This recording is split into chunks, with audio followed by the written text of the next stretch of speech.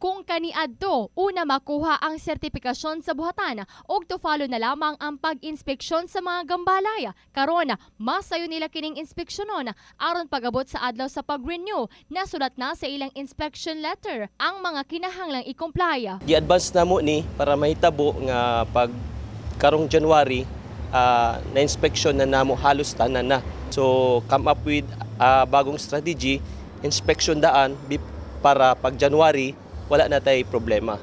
Sa among pag-inspection, no, doon namin dala mga inspection order, no, na inspection order proceed sa ato ang inspection kini nagpamatuod nga na inspection namo. So sa January mo ni ilahang dalon kining inspection order para makater namo sila. Unang giadtuan ang usa ka water refilling station sa May Nunez Street sa May Purok Malakas, Barangay City Heights. Walay nakitang fire extinguisher ug nakita na usab nga daghan ang nakaharang sa fire exit. Mao nga gimanduan sila nga i-clear kini aron inig dunay emergency cases, walay babag sa dalan. Wala usay matubag ang trabahante sa maong water refilling station. Una-una pagtan-aw na ko diri, no, gitanaw na akong fire exit, pasalamat ko kaya na sila fire exit, no, para in kaso kung emergency, doon na sila kagawsan. Dayon, nakita po na ako po na ngutana na siya ganina kung doon na ba sila fire safety, fire extinguisher. Kay mamon yun ay murag first aid in case of sunog. So since wala sila ato, violation na siya.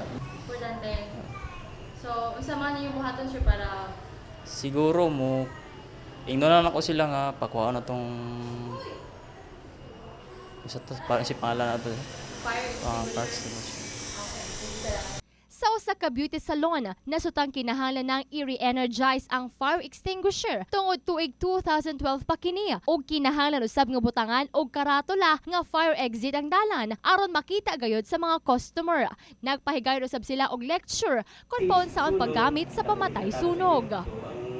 Dapat abin siya, gina-maintain natin siya, maintain properly. So kung medyo dugay na siya possibility na mag-cake siya or mag-coagulate ang sulod niya, kay powder ang nasa sa sulod niya. So it's either na pag nag-coagulate siya, nag-cake na, ginatawag nato, di na magawas ang ato ang chemical. So di na nato siya magamit. Oo, kinahanglan. Para kabalo pod mi magkuan sang ano kung may sunog in case lang.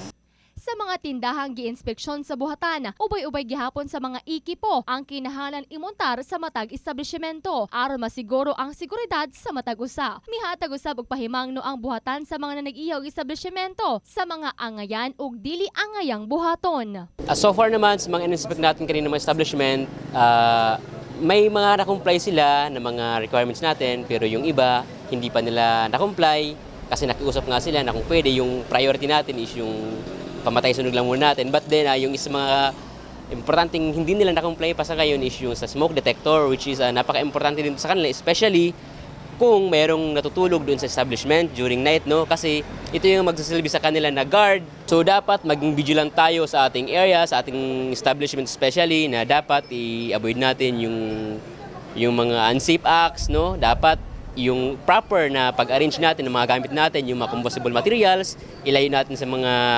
bagay na naiinitan, no, para hindi agad magkaroon ng sunog din.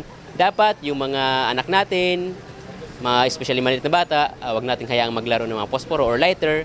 Paalalahanan natin lagi, ilagay natin yung mga masusunog, mga na bagay, especially mga lighter or yung posporo sa mga matataas na bagay para hindi mapaglaro ng mga anak natin. Then, dapat palagi tayong mag-iingat kasi yung pinaghirapan natin sa buong buhay natin, pwedeng mawala lang siya sa isang iglap lang ng dahil sa sunog. Jessa Leduna, Brigada News.